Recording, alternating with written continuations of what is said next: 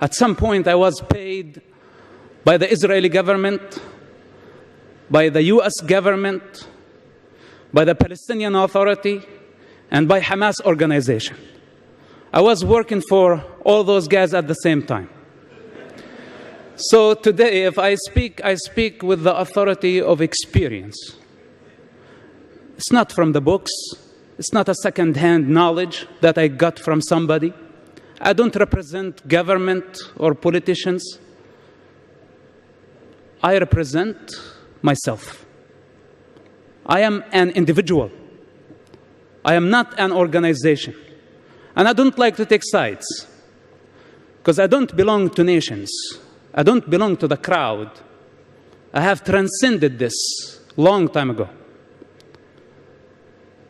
But the Jewish nation is dear to me.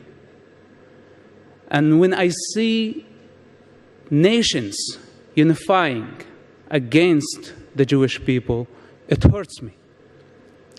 Because at some point, I thought the Jewish people were the enemies of humanity.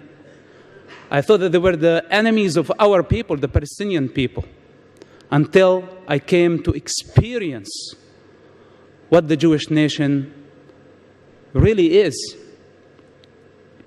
Through intelligence service, through witnessing the true democratic model in an ocean of darkness, the only light in the Middle East. And I wonder, people here in the free world who think that they are free, unifying against Israel, attacking Israel, isolating Israel, boycotting Israel, BDS and all this hypocrisy. Of course, hypocrisy coming together with political correctness, because it's the same. Two faces for the same coin.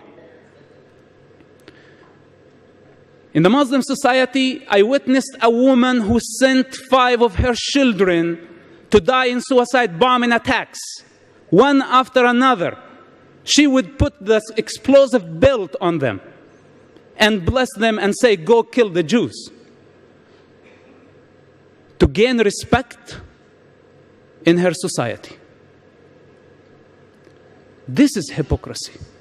My father disowned me because he's a hypocrite. On a personal level, he's a loving father.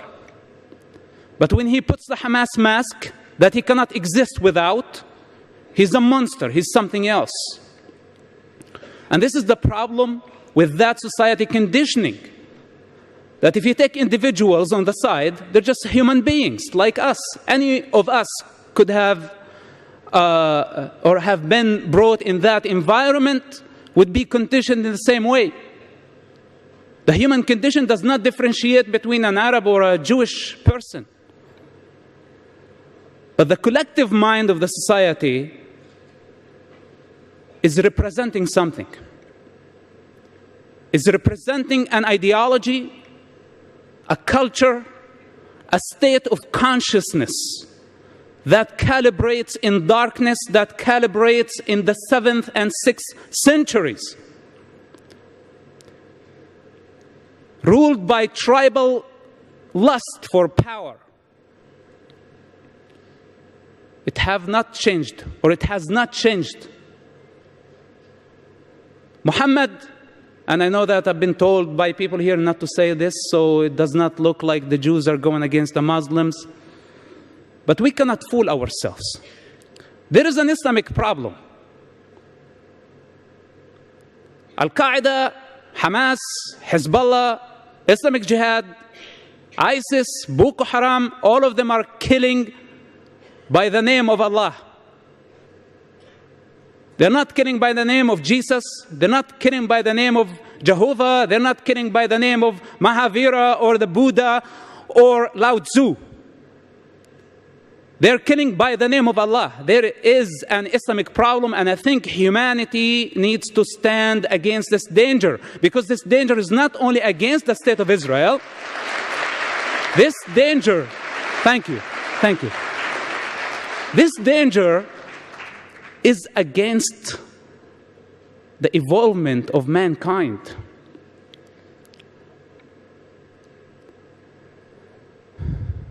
political correctness. I don't know if there is any CNN reporters or representatives here tonight. You know, political correctness, when my friend invited me to his wedding and he asked me to wear a tuxedo, and I thought it was a Speedo for a second. There is a big difference, right? That would have been politically incorrect. But when it comes to matters, universal issues, when we see waves of violence and darkness taking over and spreading, and we choose to stick our head in the sand with the name of political correctness, the truth is that we are afraid. And we are trying not to provoke them more. We are trying not to create a religious war. But there has been a religious war, whether you like it or not. The better way is to face it, to grow up, and face it with courage. This is what I say. The problem is not in the individual. We are not against the Muslim people. I cannot be against my mother and my father and my people. They're just people. And there are idiots everywhere in every nation. But I'm talking about the collective consciousness of nations, of regions, and the cosmic consciousness of all humanity. The Muslim people have a problem, and their problem is in their belief system. They have to face it, and we need to encourage them to fight the good fight, as I did. If I was able, you know, I had privileges as the son of a top Hamas leader. I had something to lose. But the average Muslim person don't have lots of things to lose. They're already living in darkness and misery. If they leave it, it's better for them. When I left, I did not leave misery. I left privilege. I left position. I was paid. I was protected. Everybody wanted me to stay wearing the mask. I am a living example and a challenge, and I will continue to be to every individual who live in the Muslim world, that this is the time to grow up, to destroy the walls, and to transcend the conditioning of the society. This is the only way. But to tell them, no, Islam is a religion of peace, we just create the perfect climate for terrorists to keep on growing. I say otherwise. Our problem is not with the individual, our problem is with the belief system. That humanity and the free world need to unify, as eventually, even though it was too late, the world unified against Nazism. Today, free people need to unify against Islam, not against the Muslim people, against Islam itself as a belief system. When the president of the free world stands and say, that Islam is a religion of peace, he creates the climate, he provides the climate, the perfect climate to create more terrorism.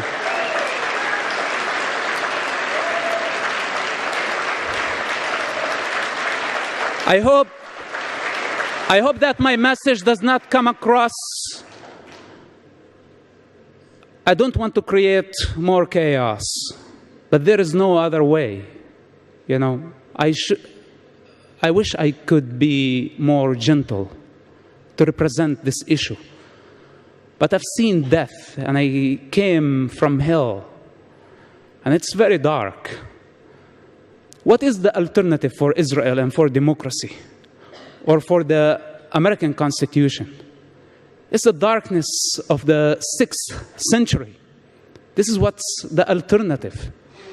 You know, I don't believe that there is any system, including the American Constitution, that can solve the human condition or help the individual to integrate to a higher state. I believe this is up to the individual.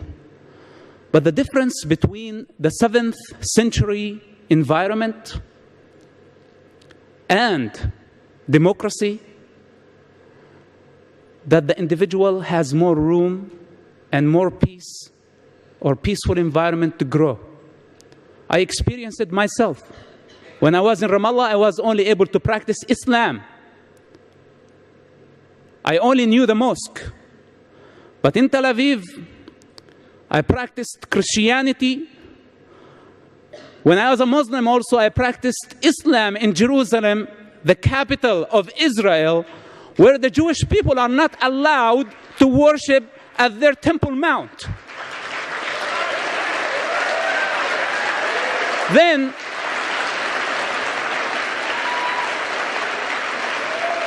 bunch of hypocrites called BDS come and compare Israel to the racist regime of South Africa. How can you compare? If it's the capital of the Jewish people and the Israeli government are not allowing the Jewish people to worship freely in their capital, on their holiest site, for political correctness, not to offend the Muslims, and give them that kind of freedom. How can we compare this to that? In Tel Aviv, I was able to practice yoga. I was able to practice Christianity. They're Muslims, they're Druze, they're all type of people, all type of religions, protected under the Israeli umbrella and the Israeli law. This is not available in the other countries surrounding. If Israel is destroyed, or if Israel is isolated, what is the alternative? What those people are doing, I really don't understand. I know that I came across pro-Israeli this afternoon, but it has been a privilege. Why not? I love Israel. I love what Israel stands for, its ethics, its values, its democracy, its love. A nation that was able to overcome the Holocaust, and instead of playing the victim mentality and blame everyone for their suffering, they were able to build a state, a democratic state, make it from a newborn state